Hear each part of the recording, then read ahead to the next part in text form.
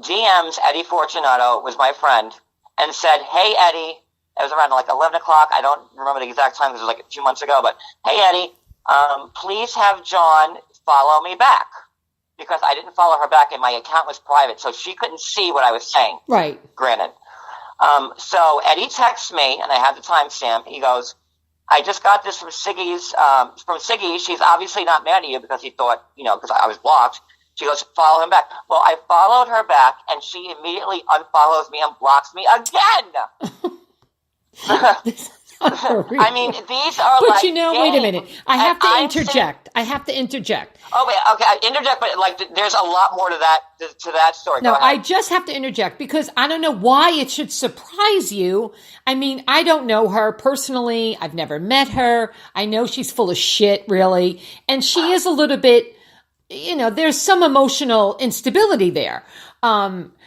So like when I seen her interact with others on the show and how she went out of her way to embarrass people and hurt people and so on and so forth, the action that she blocked and unblocked, you shouldn't really surprise you.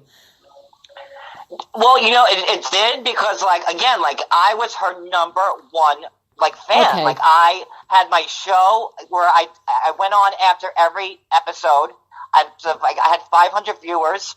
And I mean, like, I eviscerated Margaret on their behalf. Not like they said, "John, you have to like put Margaret down," but like I was part of the crew in the circle. Hell yeah, go Siggy, fuck Margaret. Right. So like, and like the things I said about Margaret, I feel so bad about it. I mean, I've apologized to her on the phone, in DM, on text, like, and that will haunt me for the rest of my life because Margaret never got what she deserved from me or from the Siggy circle. I mean, they were pumping us full of fake stories.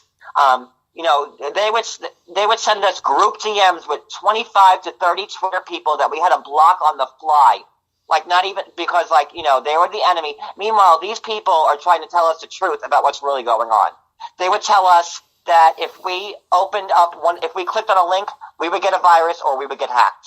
I mean, it was like a cult. God forbid you even spoke. I mean, I never did. To this day, I mean, maybe recently because like I'm fed up, but I never said one bad thing about Siggy Flicker, even after they started attacking me. Still, I'm just sitting here shaking my head. I know you can't see it, but like I'm just shaking my head, out of bewilderment because. I don't know, like, I honestly, John, I have to tell you, like, I can see that. I can see her backing these people and letting them do what she did. Like, I once, just after watching the show, I even had to pay $20 to get in on Amazon Prime from season 1. And I watched them all because I was in an accident like you. And I didn't do anything for like 3 months. So I just like binge watched, Real Housewives of New Jersey. And then when I got to the season where she came on, like, I don't think I've ever felt such hatred for anybody that I felt for her. Just her insanity and how cruel she could be. And anyway, so one day I tweeted and I went to her page and I was like, how does it feel to be the most despised housewife? And she wrote me back and she wrote, I know, like after I watched my own shows, I saw that I could understand why people would think I'm like that. But, it was the producers, it was the directors, it was, blah, blah, blah, that made me look like that. And then I don't know what happened, but then I started getting some crazy stuff emailed to me.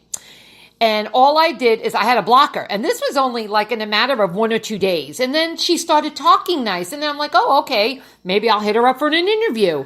And then again, the poop hit the fan, and then I just said, okay, this is not worth it. She's really just a little bit unstable. I don't know. That's just, again, my opinion. I don't know her psychiatric background, but something doesn't sound right to me. But anyway, go ahead, dear. Let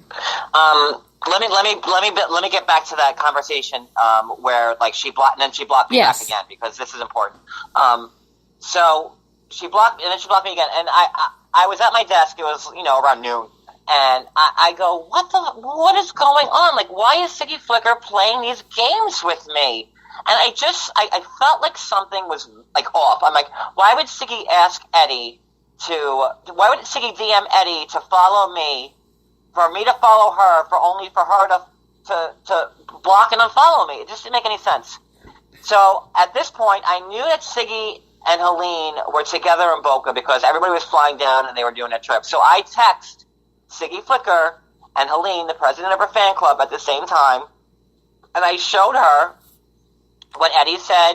I'm like, what are these games going on here? Like, what's going on? Why are you playing with me on Twitter? I go, you just went through this with Margaret. Why are you screwing with me? I'm like, I'm your number one fan.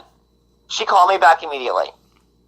Now, this is what's important. She goes to me, John, and I have the link, the phone call, the timestamps, and everything. And this is how I knew that Siggy was not in control of her Twitter account. Because she calls me within a minute of texting her. And now, let me say this also about Siggy. I have spoken to Siggy about 4 or 5 times on the phone, and each time she was a pleasant woman. She was nice to me. I mean, I don't see why she would be mean to me. I was like her number one fan, so that'd be just foolish of her. But like, you know, she was very nice to me. I thought she was my friend, like cordial, like we laughed together. You know, so I will say that, like, you know, I never had an unpleasant conversation with her, ever, you know? Yeah. So she calls me, and, like, I'm literally crying on the phone, because I go, Siggy, what is going on? I go, why are you doing this to me? I go, and what's going on with Bucky? Because at the time, Bucky, A1 Buckwheat, was saying that, like, I'm a snitch and a troll, and I'm in Margaret's pocket, and this, that, and the other, and saying all these... And I thought at the time she was saying bad things about me. God only knows, you know, now right. what she said.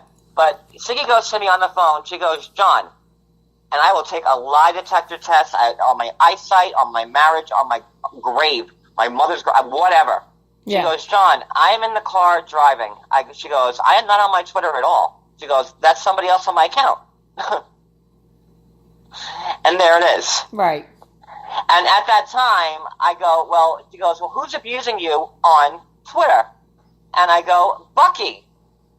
And she goes, well, I'll tweet something out. And if you look at my cover photo... Right, I saw the tweet. Said, leave John alone. He's an angel. That's a tweet while I was on the phone with her. So that's how... And when did she send that? When did she send that to you? That was the last weekend of January. I want to say like January 25th, whatever that last Friday, Saturday. So then who's trying to, you know, do all this, you know, crazy stuff to you? Who's doing it then if it's not her? Well, it's funny you asked that, because the second I got off the phone with Siggy, Bucky sends me a DM and says, are we good now? How did Bucky know about it? So I allegedly will say that I don't know. Go ahead, you know, say Siggy, it. Whatever it is you want to say it. Siggy has told me in text, because I have been crying to her about this for about 2 months now, as recently as up until like a week ago, that, you know, Bucky won't leave me alone. You know, I don't know who Siggy's publicist is. She told me in text her name is Joanne Magano or whatever. I looked at Joanne's Twitter page, and it's got nothing to do with Siggy. It's one retweet about a Dr. Phil show, and then that's about it. But when you look at, you know, Bucky's page, it's just riddled with, you know, Siggy Flicker stuff. Right. And then if you really want to look into Bucky's identity... she says her name is, you know, Tony Malika. Siggy told me that Bucky's name was Tony DeLucas.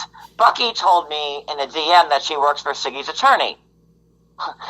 My crux of this whole argument this whole time is that I've been saying is that Siggy Flicker has had the ability to stop the abuse from her team. Right.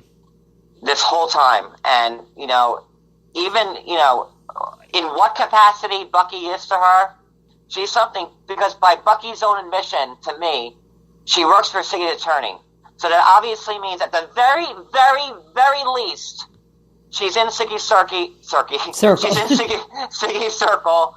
Siggy knows who she is if she works for the attorney that represents Siggy. And it's not like you were doing anything derogatory or speaking derogatory comments not about. Not once. Still. Not once. So it's like just very strange how they just targeted you. You know what I mean? Like, it just doesn't make sense why they picked on you. You know what I mean? Like, this really so silly. Well, I think because her team knew that I knew the truth, and at the time, I was just playing. I just didn't want any part of it. I tried to break away so many times. I'm like, they would not let me go. Meaning that you didn't want to be a part of what? Their tweets. I mean, anybody can look at my timeline at RHO Bellevue, right, and see, like, I had begged and politely, please, I don't want to be associated in these tweets. Please, I'll cheer for Siggy on my own. Please, I don't want to be a part of this. And they refused to let me go. Well, that's kind of like what happens with tweeting is, one person will retweet, another will retweet, and you keep getting this influx of tweets. And that's why I blocked everybody. And that was it. I had to move away from that whole group there. I didn't want to get sucked into anything with them. Because I was being negative and I was saying derogatory shit. So, Yeah, if you say anything negative, you get blocked. But you know what? You're probably better off because you don't have to worry about, like, what I've gone through. So after that phone call, things just got progressively worse. Bucky kept writing me. And it got to the point where I had to make another Periscope. It was the week of the reunion, that last episode of Jersey where they showed, like, the clips. You know what I'm talking about? Yeah. The lost episodes. Yeah. Bucky just wouldn't give up, and I had gotten into a conversation with this woman called Denise, and we were talking, and Denise went to go see Siggy in Boca. Denise was a wonderful woman. I'm sure she still is. But I had confided in Denise, that, my mother had committed suicide, and it's very, and I was talking to Denise about that a day or two prior to the final airing of the lost episodes. Mm-hmm. And what Denise did was say that she talked me out of suicide, and then they made a whole big suicide thing on a Siggy Flickr thread over me. And wow. let me tell you, that enraged me. Bucky identifies her victims with hashtags, and the reason why I'm called #snotface was because I went and did a Periscope where I cried for about 10 minutes on air, and I said I couldn't believe Denise would say that, and I just couldn't believe that they would use something like that against me. And in about 2 hours, and now like about 3,000 people saw that video as it aired. Mm-hmm. My next video about 3 hours later was me exposing the ins and outs of the Siggy Flickr machine with Bianca, who was my friend and also fellow tweeter and witnessed everything I witnessed because she was in the same DMs as me, the same everything with me. And I figured if I said it by myself, they would discredit me and say I was a loon. So I figured if two people said the same exact thing, they might take it more seriously. Now, is this a girl that was in that 2-hour video that you sent to me in a link? Yes. Yes. Okay. Yeah. And in that link and in that video, I want to say, this is how I know I'm jumping around, but you have to forgive me because my brain is just jumbled. It's been like 6 months of straight torture, and It's hard to pinpoint certain events. Yeah, I dig it. It's okay. I'm trying to reel you in when you get carried away. It's okay. And I'm also not used to being like asked the questions. I'm also like the, you know what I mean? Like I'm usually the you. Right. So. That's okay. Cause I have ADHD, you know, for me, it's like I go on a straight conversation and then I say, oh, look at the pretty dog over there, you know, like something completely out of context. So I dig it. And I'm just listening to you and I'm kind of, what I want to do, this is my ultimate, you know, thing of what I want to do this evening is I want to let people know